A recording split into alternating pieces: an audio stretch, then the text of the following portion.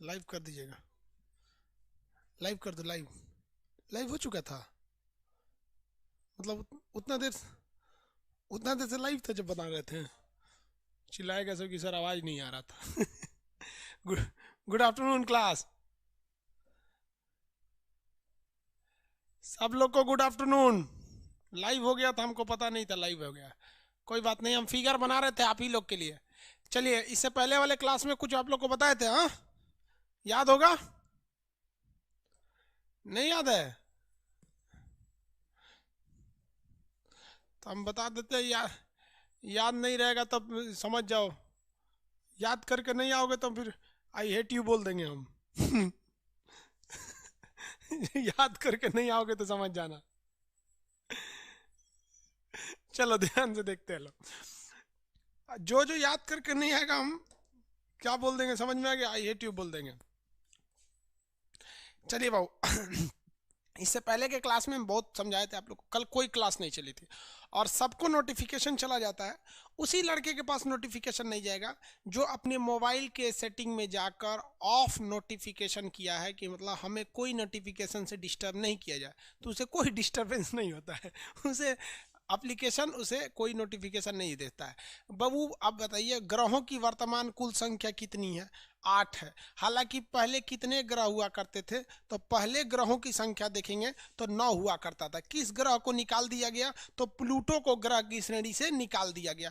आज हम लोग बाकी बचे ग्रहों के बारे में डिटेल से चर्चा करेंगे और इत्मीनान से हम लोग सौर मंडल के बारे में पढ़ेंगे, ठीक है? चलिए, सबसे पहला ग्रह बुध शुक्र पृथ्वी मंगल। हमेशा ग्रुप बाय ग्रुप याद की, 4 इधर का ग्रुप और 4 इधर का ग्रुप, 4 ग्रुप में ही क्या करना है, याद रखना है। तो बताइए आंतरिक ग्रहों की संख्या कितनी है? आंसर दीजिए लोग, आंतरिक ग्रहों की संख्या फटाफट। इधर देखिए, तो स्क्रीन इधर कीजिए। आंतरिक ग्रहों की संख्या वेरी गुड 4 है। अबाह्य ग्रहों की संख्या भी 4 है। जेन्युइन है। कितने लोग बता सकते हैं कि सैटेलाइट यानी उपग्रहों की संख्या किसके पास ज्यादा है? वो आउटर प्लेनेट के पास ज्यादा है या इनर प्लेनेट के पास ज्यादा है? मतलब आंतरिक ग्रहों के पास उपग्रह ज्यादा होते हैं या बाह्य ग्रह के पास उपग्रह ज्यादा होते हैं? ज्यादा सैटेलाइट किसके पास होते हैं, उपग्रह किसके पास ज्यादा होते हैं? अरे भाई, हम किसी एक का नाम नहीं पूछ रहे हैं। कुछ लोग कह रहे हैं सर जुपिटर के पास, नहीं, हम कह रहे हैं कि ज्यादा लार्जर संख्या में किसके पास होते हैं? तो जितने आउटर प्लेनेट होते हैं ना, इनके पास ज्यादा होता है आउटर। हाँ वेरी गुड। हम कहेंगे कि सबसे ज्यादा किसके पास होता है, तब जुपिटर सही है। आपका जुपिटर भी गलत नहीं है। हाँ, आउटर होते हैं और इनर के पास कम होते हैं। अब एक बात बताते हैं, सॉलिड ज्यादा कौन होते हैं? ध्यान से समझिए मेरी ओर। सॉलिड ज्यादा मजबूत कौन होते हैं, इनर वाले या आउटर वाले? बताइए फटाफट, मजबूत ज्यादा कौन होते हैं, स्ट्रांग ज्यादा मजबूत कौन होते हैं, इनर या आउटर? स्ट्रॉन्ग, स्ट्रॉन्ग के बारे में पूछ रहे, कंफ्यूजन में है सब। इनर प्लेनेट ज्यादा स्ट्रांग होते हैं, वो सॉलिड होते हैं, इसीलिए हम उसके ऊपर खड़े हो जाते हैं। और इधर किसी के पास खड़े हो जाएगा, धंस जाइएगा उसमें, इसमें खड़े नहीं हो पाएंगे।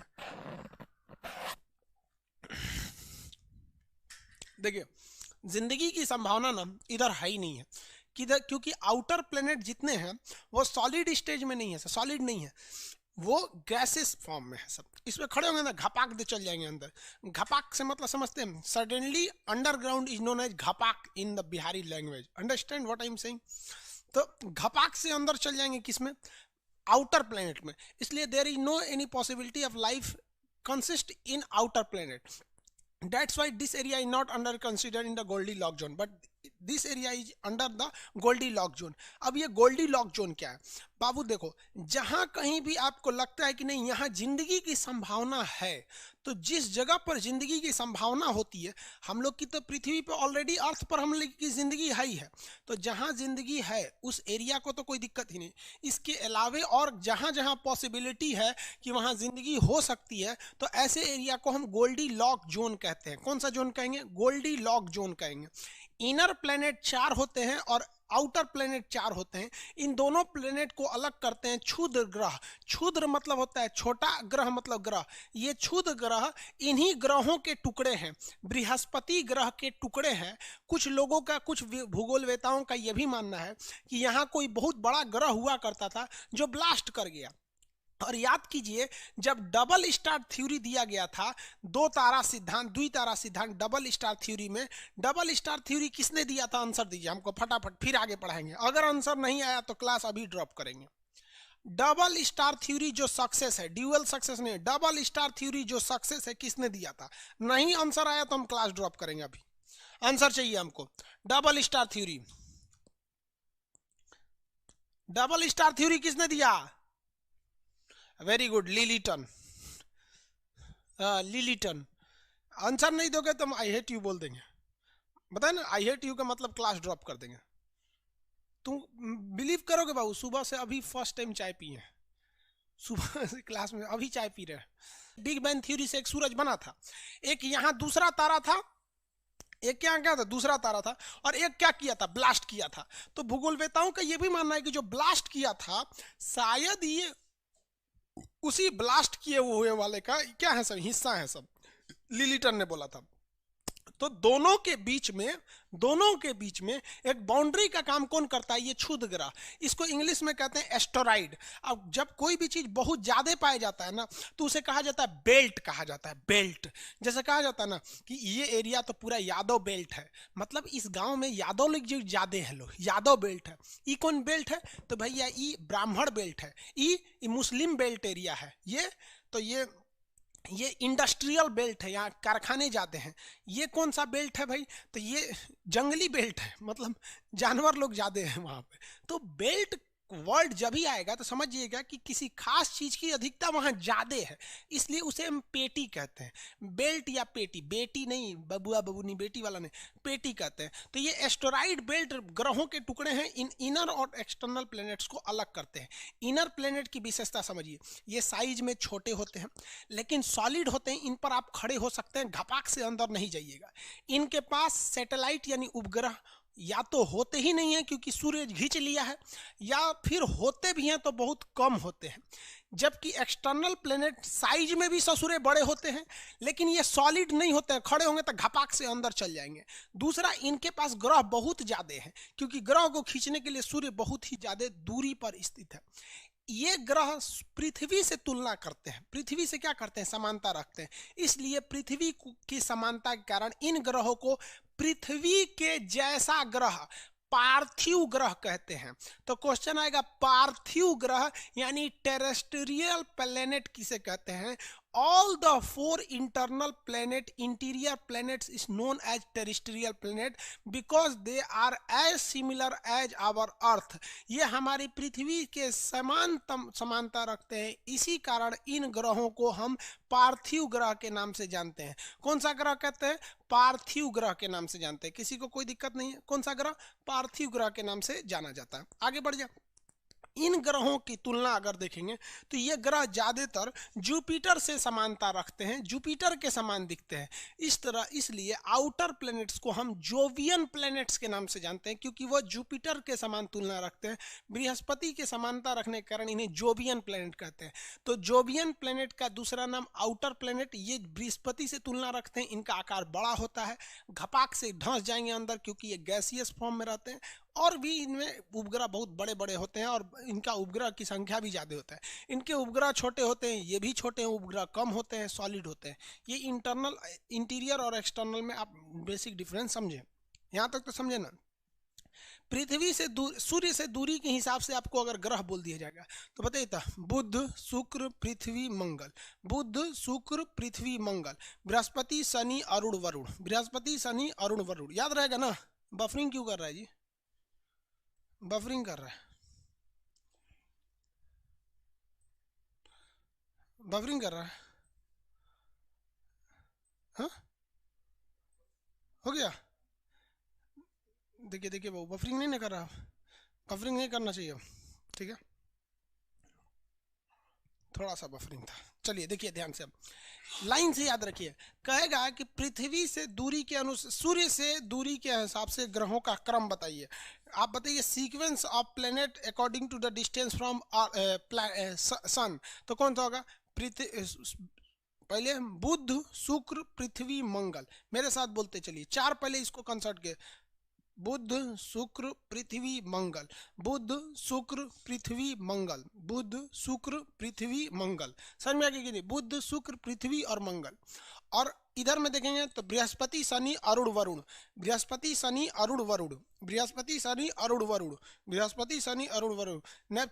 इंग्लिश में Jupiter Saturn Neptune Pluto, Uranus Neptune, Jupiter Saturn Uranus Neptune, Jupiter Saturn Uranus Neptune.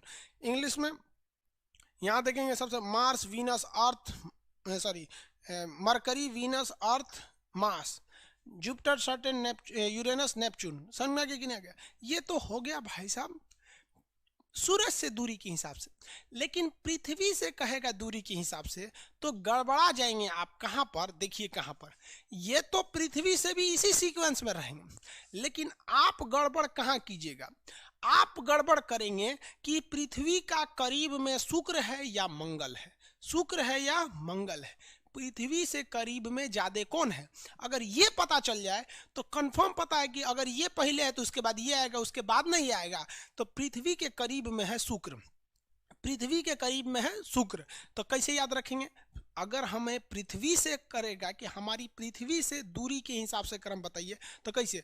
शुक्र मंगल, काम खत्म। इसके बाद तो सीक्वेंस बिछा देंगे, शुक्र मंगल बुध, शुक्र मंगल बुध, शुक्र मंगल बुध, ऐसे याद रखेंगे, शुक्र मंगल बुध। बृहस्पति शनि अरुण वरुण, उधर वाला तो वैसे ही सजाइए, बृहस्पति शनि अरुण वरुण। समझ गए कि नहीं? शुक्र मंगल बुध, बृहस्पति शनि अरुण वरुण, याद हो जाएगा, बृहस्पति शनि अरुण वरुण।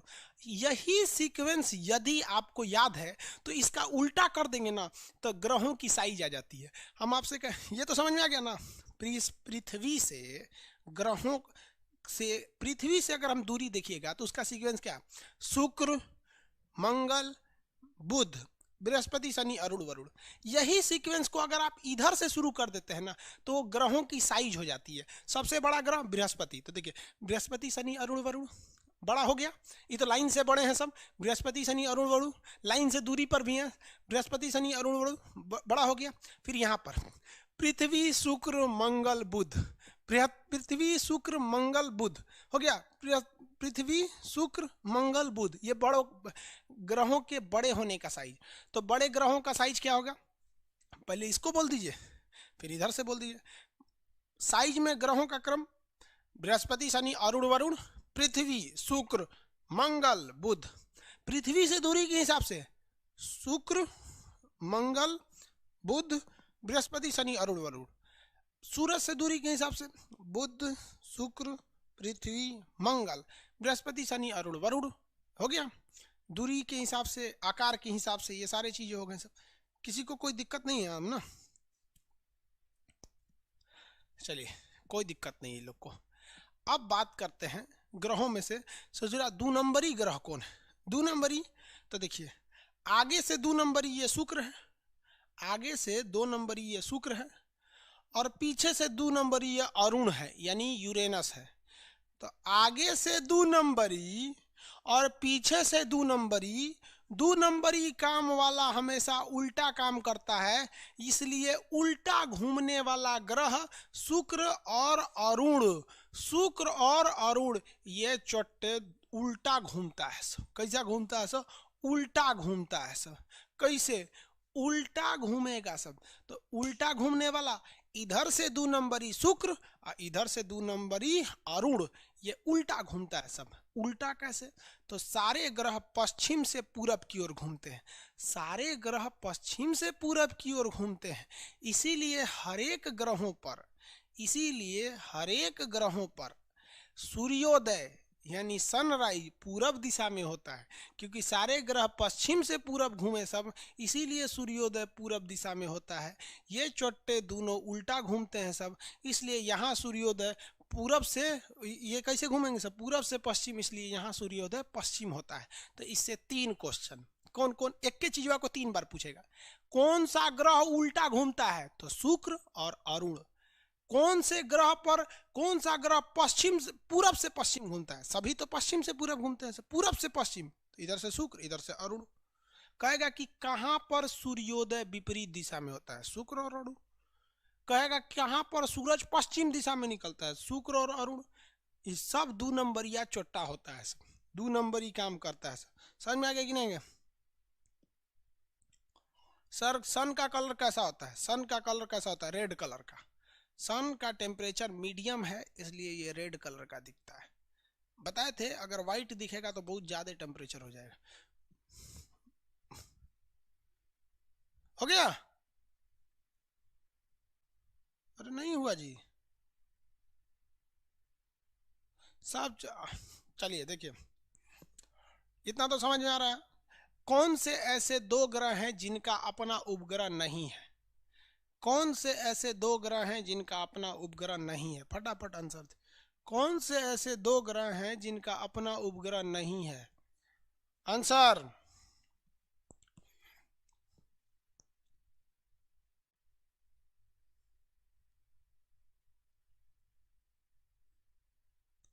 अरे भैया आंसर दो। हाँ चलिए, एम भी लिखता है सब, ठीक है। बुध और शुक्र, बुध और शुक्र, इसके उपग्रहवा कोई लील गया है। लील गया नहीं मतलब घपाक से घोट गया है, गुरुत्वाकर्षण, छोटे छोटे उपग्रह होते हैं सब घींच ले गया।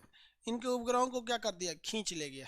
किसी को कोई दिक्कत नहीं, किसी को कोई दिक्कत नहीं ना। आगे देखिए, उपग्रह किसे कहते हैं? उपग्रह वैसा आकाशीय पिंड उपग्रह कहलाता है जो ग्रह से छोटा होता है। उपग्रह की श्रेणी याद रखिएगा, उपग्रह हमेशा ग्रह से छोटा होता है।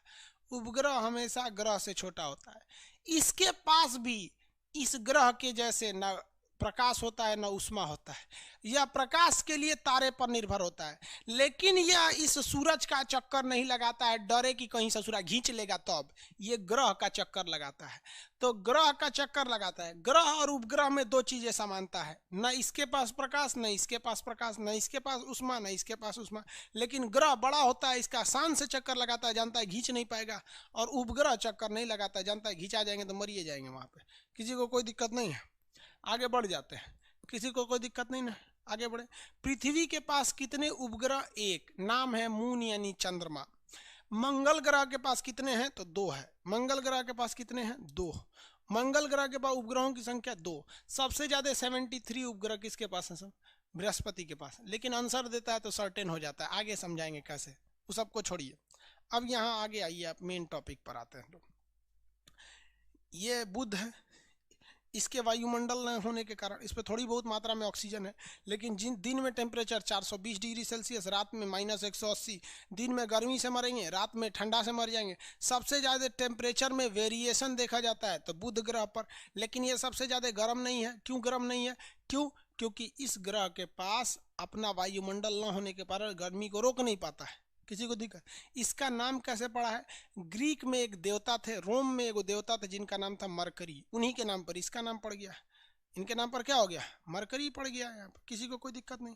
अब ये देखिए, ये है शुक्र, इस पे है लेकिन CO2 ज़्यादा है, ऑक्सीजन नहीं है। CO2 ज़्यादा इसलिए गर्मी को रोक लेता है। प्रेशर कुकर की जैसे स्थिति हो जाती है किस पर?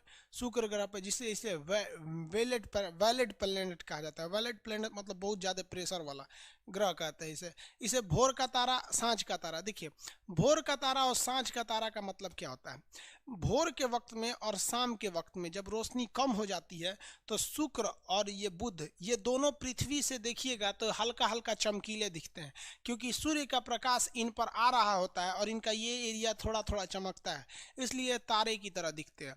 तो जब आप BPSC या UPSC का मेंस लिखिएगा तो उसमें लिखिएगा कि बुध और शुक्र पृथ्वी के उस ओर है जिस ओर सूरज है, इसलिए सूरज से रोशनी यहाँ तो आता ही है, लेकिन जो रोशनी बुध पर पड़ता है और जो रोशनी शुक्र पर पड़ता है वो हल्का तिरछा चमकीला भाग पृथ्वी से भी देखने वालों को नजर आने लगता है।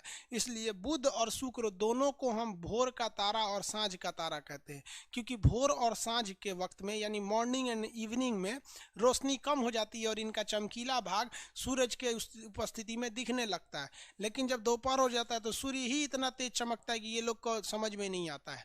तो आप एसएससी, रेलवे, खलासी, चपरासी, ग्रुप डी, सफाई कर्मी, गैंगमैन का एग्जाम देते हैं तो उसके लिए इनफ है कि आप कह सकते हैं भोर का तारा, सांझ का तारा शुक्र है।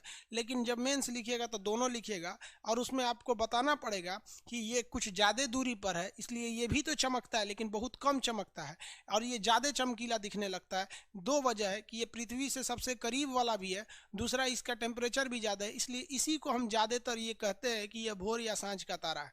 बाकी पृथ्वी का सहोदर, जुड़वा, बहिन, नाती, मोता, ये सब बता दिए, सब किसका नाम है? शुक्र का नाम है। शुक्र ग्रह जो होता है ये वीनस के नाम पर है। वीनस वहाँ सुंदरता के देवता थे। ग्रीक में वीनस भगवान जिस पर खुश हो गए वो बहुत सुंदर हो जाता है। किसी को कोई दिक्कत नहीं, सुंदरता के देवता का नाम था। आगे बढ़ जाते हैं यहाँ पर। पृथ्वी से किसी को कोई दिक्कत नहीं, यहाँ तक समझे। पृथ्वी के बारे में अलग से पढ़ाएंगे। पृथ्वी के बारे में 3 चीज़ पढ़ाएंगे, जियोलॉजी, टोपोग्राफी और ज्योग्राफी। पूरा पृथ्वी पढ़ेंगे, इसलिए पृथ्वी को छोड़ देते हैं। पृथ्वी का एक उपग्रह है, क्या नाम है इनका? चंद्रमा। पृथ्वी के उपग्रह का नाम क्या है? चंद्रमा। पृथ्वी के बारे में भी बता देंगे, थोड़ा बहुत बताएंगे, क्योंकि इसमें पृथ्वी के बारे में ज़्यादा क्या बताएंगे। ये मंगल ग्रह। मंगल ग्रह का नाम क्या है? लाल ग्रह है। मंगल ग्रह कैसा ग्रह है? लाल ग्रह है, क्योंकि इसमें आयरन ऑक्साइड की मात्रा ज़्यादा है। मंगल ग्रह कैसा है? लाल। लाल क्यों है? क्योंकि इसमें आयरन ऑक्साइड की मात्रा ज़्यादा। इस पे 2 ग्रह हैं सब, फोबोस और डीमोस। इसके कितने उपग्रह हैं? 2। मंगल ग्रह के उपग्रह की संख्या कितनी है? 2। फोबोस और डीमोस। फोबोस और डीमोस, इसके 2 उपग्रह हैं सब। एक का नाम है फोबोस, एक का नाम है डीमोस। डीमोस सबसे छोटा है। डीमोस सबसे छोटा है। पूरे सौर मंडल में सबसे छोटा उपग्रह, देखिए इन दोनों के पास तो उपग्रह है नहीं है, बाकियों के पास तो है। सबसे छोटा उपग्रह है डीमोस। तो जब आपसे सबसे छोटा उपग्रह पूछ सकता है तो किसी एग्जाम में यह भी पूछ सकता है कि सबसे बड़े साइज का उपग्रह किसके पास है। तो सबसे बड़े साइज का जो उपग्रह है वो उपग्रह बृहस्पति के पास है, गनीमेड। गनीमेड दुनिया का सबसे बड़ा ग्रह भी बृहस्पति, और बृहस्पति का एक उपग्रह गैनीमेड है, उस ससुरा उपग्रह में भी सबसे बड़ा। तो सब बड़का एकरे पास है। सब समझ में आ गया कि नहीं आ गया? किसी को कोई दिक्कत? दुनिया का सबसे छोटा उपग्रह कौन सा है? तो डीमोस। सबसे छोटा उपग्रह डीमोस, सबसे बड़ा उपग्रह गैनीमेड। गैनीमेड किसके पास है? बृहस्पति के पास है। गैनीमेड किसके पास है? बृहस्पति के पास है। किसी को दिक्कत तो नहीं है? आगे बढ़ जाए, किसी को कोई दिक्कत नहीं है। इसके बाद हम चलेंगे ये क्षुद्र ग्रह को छोड़कर आगे। ये क्षुद्र ग्रह क्या है? ये ग्रहों के टुकड़े हैं, बड़े बड़े चट्टानी टुकड़े हैं। इनका साइज जो है समझिए कि एक गो राज्य के बराबर है। एगो बिहार बराबर है, कोनो यूपी बराबर है, कोनो भारत के बराबर है। इतना बड़का बड़का है, गिर गया सब कहीं ना तो लदा मरिए जाएंगे लोग वहाँ पर। समझ में आ रहा है कि नहीं आ रहा है? लेकिन ये खिंचाव के कारण गिरते नहीं हैं। ये 4 ग्रह मिलकर और इधर से सूरज मिलकर सोचता है इसे खींच ले, लेकिन सूरज तो बहुत दूर पर है, और ये चारों मिलकर सोचता है ऐसे इसको नहीं खींचने दे, इसलिए बीचवे में रह जाते हैं। क्षुद्र ग्रह कहाँ रह जाते हैं? क्षुद्र ग्रह। आगे बढ़े। हिस्ट्री का क्लास कब से होगा? होगा तो बता देंगे। हिस्ट्री का क्लास जब होगा तो बता देंगे।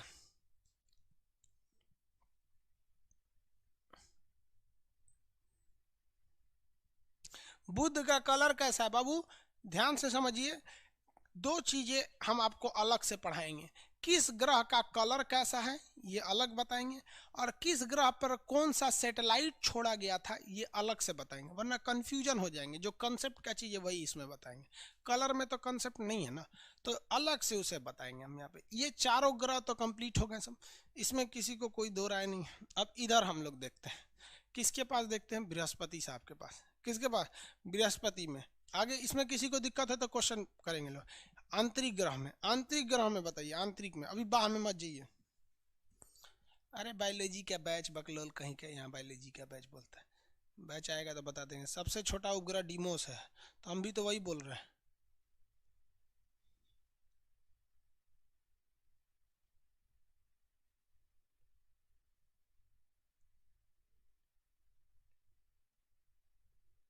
देखो ये वो कर रहा है सर, ओजोन लेयर छान लेता है, अल्फा किरणों को छान लेता है। देखिए एक्सरे जो होता है ना वो दूर तक नहीं जा पाता है। देखिए इसके रेडिएटिव जोन से एक्सरे निकलता है, एक्सरे यहीं तक खत्म हो जाता है, एक्सरे दूर तक नहीं जाता है। तो फोटोन जो है दूर तक जा सकता है और यूवी रेज भी दूर तक जा सकता है। गामा रेज और एक्स रे ज़्यादा दूर तक नहीं जा पाते, इसीलिए एक्सरे जब मशीन होती है तो वो आपको करीब ले आके एक्सरे मशीन करता है। समझ में आ गया कि नहीं? जबकि टॉर्च तो बहुत दूर तक जा सकता है। तो वो फिजिक्स का टॉपिक है कि कौन सी किरण ज़्यादा दूर तक जाएगी। लड़के का क्वेश्चन अच्छा है कि सर रेडिएटिव जोन से अल्फा गामा भी निकलता है, एक्सरे भी निकलता है और फोटॉन यानी प्रकाश भी निकलता है। तो प्रकाश तो पृथ्वी तक पहुंच जाती है, गामा रेज को ओजोन रोक देता है, तो एक्सरे कहाँ गया? एक्सरे यहीं पे खत्म हो जाता है। एक्सरे का रेंज ज़्यादा नहीं होता है। फिजिक्स में ना पढ़ाएंगे वेव नाम के चैप्टर में। आगे बढ़े।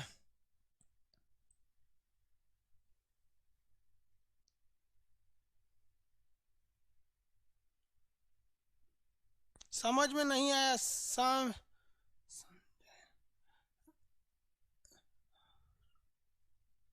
भाई, किसको समझ में नहीं आया? चलिए देखिए ध्यान से, आइए बाबू यहाँ समझते हैं।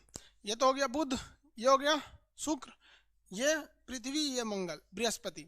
बृहस्पति ग्रह जो है, ये ग्रह जो होता है भाई, ये ग्रह बहुत ही बड़ा ग्रह है, आकार में बहुत बड़ा ग्रह है और इस ग्रह के पास उपग्रहों की संख्या बहुत ज़्यादा है। बृहस्पति ग्रह के पास उपग्रहों की संख्या ज़्यादा है, लेकिन इसके जितने उपग्रह हैं उसमें अभी बहुत सारे उपग्रह जो है इस बात पे कंफ्यूजन में है सब कि उनके उन उपग्रहों को मान्यता दिया जाए या नहीं दिया जाए। तो 73 उपग्रह हैं सब इसके पास, जिसमें से 16 उपग्रहों को मान्यता प्राप्त है। जिसमें से कितने उपग्रहों को मान्यता प्राप्त है? 16 उपग्रहों को। तो 73 में से लीगल कितना है? 16 है। 73 में से लीगल कितने उपग्रह हैं? सब 16 उपग्रह हैं सर, लीगली 16 उपग्रह हैं सब। किसी को कोई दिक्कत नहीं ना? 16 उपग्रह इसमें लीगल है, किसी को कोई दिक्कत नहीं। इसमें सबसे बड़ा कौन है? गैनीमेड। पूरे सौर मंडल का सबसे बड़ा उपग्रह गैनीमेड है। बृहस्पति पूरे सौर मंडल का सबसे बड़ा है। ये बृहस्पति इन क्षुद्र ग्रहों को खींच कर रखा है कि इसके ऊपर गिर मत जाएं। अगर ये खींचना छोड़ देगा तो ये सारे क्षुद्र ग्रह इसके ऊपर जाकर गिर जाएंगे और गिर जाने की वजह से ये क्या हो जाएंगे? ये ग्रह सब टूट टाट के खत्म हो जाएंगे सब। इस वजह से इसे खींचने वाला ग्रह कहते हैं। खींचने का काम एक मशीन करता है जिसका नाम होता है वैक्यूम क्लीनर। वैक्यूम क्लीनर वो खींच लेता है किसी चीज को। 3 इडियट मूवी में देखिएगा, वो जो प्रोफेसर रहता है वायरस यानी डीन जो रहता है, तो उसका बेटी का डिलीवरी नहीं हो पाता है तो वैक्यूम क्लीनर से उसे बच्चे को खींच लेता है। समझ में आ गया कि नहीं आ गया? वैक्यूम क्लीनर से। वैसे ही ये वैक्यूम क्लीनर का काम करता है। बिहार दरोगा में क्वेश्चन बीपीएससी या दरोगा में पूछा था कि किस ग्रह को वैक्यूम क्लीनर ग्रह कहते हैं, यानी खींच लेने वाला ग्रह कहते हैं। तो बृहस्पति, क्योंकि इसमें ये खींच खाच लेता है। आगे देखते हैं, बृहस्पति के पास कितने उपग्रह? 73 है, लेकिन मान्यता कितने को प्राप्त है? 16 को। तो अभी 16 पे ही कंफर्म हो पाया है बृहस्पति का, बृहस्पति पर। इसके बाद आते हैं शनि। पीडीएफ का प्रॉब्लम ठीक कर देंगे, ठीक है। बृहस्पति के बाद कौन आएंगे बहू? शनि आएंगे। शनि के पास भी बहू ग्रह बहुत ज्यादा है सब। शनि के पास 62 है, 21 को मान्यता प्राप्त है। शनि के पास ग्रहों की संख्या 62 है, मान्यता कितने के प्राप्त है? 21 को। 62 में से कितना मान्यता प्राप्त है? 21। अब एक बात बताइए, पहले पूरा बतिया समझो ना बाबू। तू लोग अपना अपना कमेंट करेगा ना तो क्लास वो नहीं हो पाएगा। यहाँ पर देख रहे हो कैसा कमेंट कर रहा है सब, पता नहीं कौन चीज। ऑफ कर दो comment, comment chat off, chat off. दिमाग गड़बड़ हो जाता है ये लोग का चैट पढ़ते पढ़ते। चैट ऑफ, शांति से पढ़ाएंगे अब। देखिए इसीलिए ना रिकॉर्डेड मन करता है दे दे। चैट बंद तो रिकॉर्डेड है या लाइव है कोई मतलब ही नहीं बनेगा। हाँ, लाइव के आने का मतलब नहीं, इसे पढ़ेगा नहीं। जब तक चैट लिख रहा था तब तक तो उसका ध्यान नहीं था पढ़ाई पे। चलिए ध्यान दीजिए यहाँ पर, बृहस्पति एक एक करके धीरे धीरे सब समझाएंगे। ये कितने जल्दी में घूम जाता है, सूरज का चक्कर कितने में लगाता है, एक ही बार में सब समझ जाएगा क्या? यहाँ देखिए, इसके पास 73 उपग्रह है, लेकिन काम के कितने हैं? 16, क्योंकि 16 को ही अभी ऑफिशियली अप्रूव किया गया है, बाकी अभी अप्रूव नहीं है सब। इसके पास 62 उपग्रह है सर। हालांकि अखबार में देखिएगा तो कभी कह देगा उसके पास 89 है, ये है, लेकिन कंफर्म नहीं होता है। अखबार में क्या होता है, कुछ भी छाप दिया जाता है, वो उसकी सत्यता है या नहीं है, अखबार वाले इसके माने नहीं रखते हैं। इसके पास 62 उपग्रह में से 21 मान्यता प्राप्त है।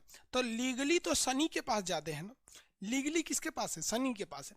इसलिए जब भी एग्जाम में देता है कि सबसे ज्यादा उपग्रह किसके पास, तो सबसे ज्यादा उपग्रह में आपको आंसर लगाना पड़ता है शनि के पास। रीजन, क्योंकि पास इसके पास 62 में से 21 को लीगली ऑफिशियली अप्रूव किया जा चुका है। जबकि अगर आप देखेंगे शनि बृहस्पति को तो 73 है नो डाउट, बट इसमें 16 को ही अभी ऑफिशियली अप्रूव किया गया है। आगे बढ़ जाएं, बृहस्पति को वैक्यूम क्लीनर कहते हैं, इसका गैनीमेड सबसे बड़ा उपग्रह है। आगे इसकी और भी विशेषता है, घूर्णन कितना तेज करता है वो करता है, वो आगे समझाएंगे, अभी उसको इसमें नहीं बताएंगे। शनि एक ऐसा ग्रह है जिसके चारों ओर इसी शनि ग्रह के टुकड़े या दूसरे धूल कण आपस में ऐसे घूमते रहते हैं, जिस वजह से उसके अगल बगल में एक रिंग के समान छल्ला बन जाता है। तो इसे छल्ला यानी रिंग वाला ग्रह कहते हैं, छल्ला यानी रिंग वाला ग्रह कहते हैं। इस छल्लों की जो संख्या होती है वो 7 है, अल्फा बीटा गामा इस तरह से ABCD करके हैं, सब ABCDEFG करके हैं इनके छल्लों की संख्या। जो इनके छल्ले जो होते हैं इसके चारों ओर घूमते रहते हैं। समझ में आया कि नहीं आ गया, किसी को कोई दिक्कत है? आगे बढ़े। इसके पास क्या घूमते रहते हैं, छल्ले घूमते रहते हैं, ये रिंग के समान टुकड़े हैं। ये रिंग के समान इसके अगल बगल क्या है, धूल कण घूम रहा है, जिसे ABCD कहते हैं, ए से लेके जी तक। कितने छल्ले घूमते हैं, 7 छल्ले घूमते हैं, 7 छल्ले घूमते हैं। इसके पास 21 मान्यता प्राप्त उपग्रह हैं, जबकि 62 ऐसे उपग्रह जिन्हें मान्यता नहीं है। अब आप कहेंगे सर मान्यता क्यों नहीं है, तो भैया इसी छल्लवा में ग्रह घूम रहा है, इसी में धूल धक्कड़ घूम रहे हैं, तो कोई बड़का ईंटा पत्थर है तो कुछ लोगों ने कह दिया कि भैया ये भी क्या है, मतलब उपग्रह है, लेकिन उसे मान्यता तो प्राप्त है नहीं वहां पर। तो इसमें सबसे फेमस जो है वो टाइटन है। सबसे फेमस कौन है, टाइटन है। 21 उपग्रह में से सबसे फेमस उपग्रह कौन है, टाइटन है। कौन सा है, टाइटन है। ये इसका जो घनत्व है यानी डेंसिटी है वो बहुत ही कम है।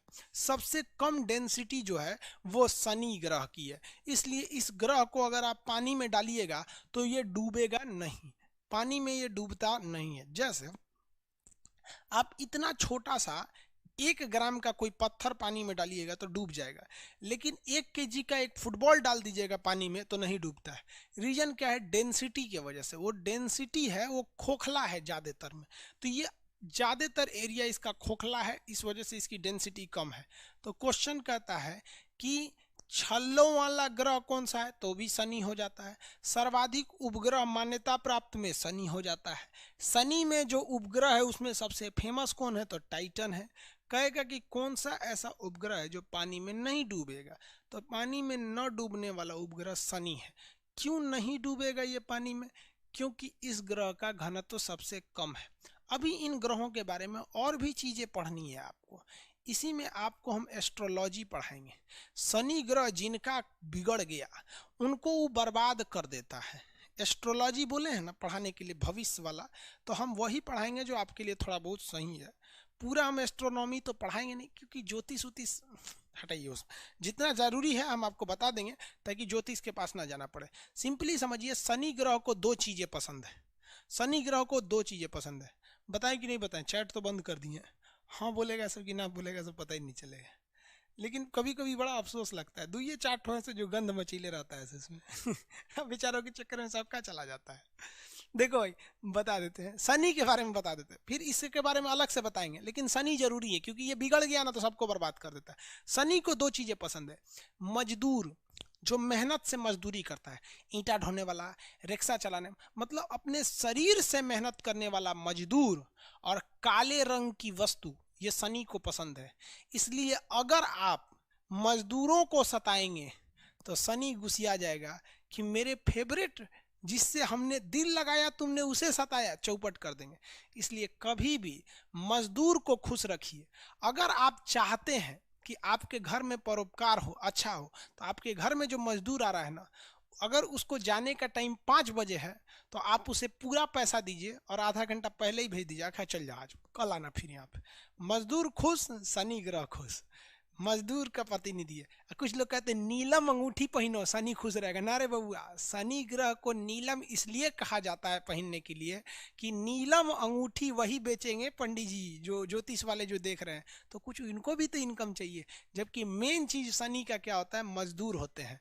दूसरा काले रंग का चीज, इसीलिए कहा जाता है कि शनि ग्रह के लिए शनिवार का दिन है, शनिवार के दिन हमारा बाल काले रंग का होता है, दाढ़ी काले रंग की होती है, इसलिए शनिवार के दिन इस काले रंग की चीज को मत कटवाइए, क्योंकि उस दिन शनि देवता देख रहे होते हैं और उनका फेवरेट कलर जो काट के गिराएगा उनको वो काट देंगे। इसलिए बुढ़ौती में जिनका बाल सफेद हो गया है वो शनिवार के दिन बाल कटवा सकते हैं। समझ में आया कि ना गया? ये सब शनि ग्रह का है वहां पे, समझ आ रहा है? ये सब फिर अब चैट बंद है। आप लोग को ये ज्योतिष पसंद है कि नहीं हमको क्या पता चल रहा है, चैट बंद कर दिए। कल बता, ये पूरा ये वाला ग्रह खत्म हो जाएगा ना, तब बताएंगे कि मम्मी को कैसे खुश रख सकते हैं, पत्नी को कैसे खुश रखते हैं, घर वाली को, बाहर वाली को, दोस्त को, बिजनेस को कैसे बढ़ाना है, टीचर के लिए क्या सही है। टीचर के लिए यही जरूरी है। बृहस्पति, जिस जिस टीचर के ऊपर बृहस्पति खुश है ना, जिस टीचर के ऊपर, रातों रात वो पूरे इंडिया में फेमस हो जाता है, ये बृहस्पति। और बृहस्पति को खुश करने के कई तरीके होते हैं। बृहस्पति कैसे खुश रह सकते हैं? शनि को खुश करने का अलग तरीके हैं। लड़की उड़की पटाना है तो फिर शुक्र के लिए है, शुक्र का भी अलग अलग तरीका है। छोड़िए वो सब बात। ये सब अपने पैर पे कुल्हाड़ी बांटता है। हम सब चीज जानते हैं, हम ऐसा नहीं कि केवल पढ़ाई जानते हैं, सब चीज जानते हैं। लेकिन आप कितना लेना चाहते हैं ये डिपेंड करता है। अब आते हैं किस पे? अरुण पे। अरुण को इंग्लिश में क्या कहते हैं? यूरेनस कहते हैं। अरुण, अरुण ग्रह जो है ना लेटा हुआ है, एकदम झुका हुआ है, बहुत ज्यादा वो क्या हुआ है, झुक गया है। तो झुके होने की वजह से इसे क्या कहते हैं? लेटा ग्रह। पृथ्वी 23.5 डिग्री है, इसे 80 डिग्री झुक गया है, तो इसे क्या कहेंगे? लेटा ग्रह कहते हैं। लेटा हुआ ग्रह अरुण को, लेटा हुआ ग्रह अरुण को कहते हैं। ये दूसरे नंबर पे ईगो उल्टा घूमता है, इसके चारों ओर मीथेन पाया जाता है, इसलिए यह भी हल्का नीला या हरा कलर का दिखता है, नीला और हरा मिलकर दिखता है। इसकी खोज बहुत ही बाद में हुई थी, इसलिए इसे आधुनिक ग्रह कहते हैं। इसे क्या कहेंगे? आधुनिक ग्रह कहते हैं। इसके चारों ओर भी छल्ले घूमते हैं, लेकिन वो छल्ले शनि से छोटे ग्रह होते हैं, वो शनि से छोटे होते हैं।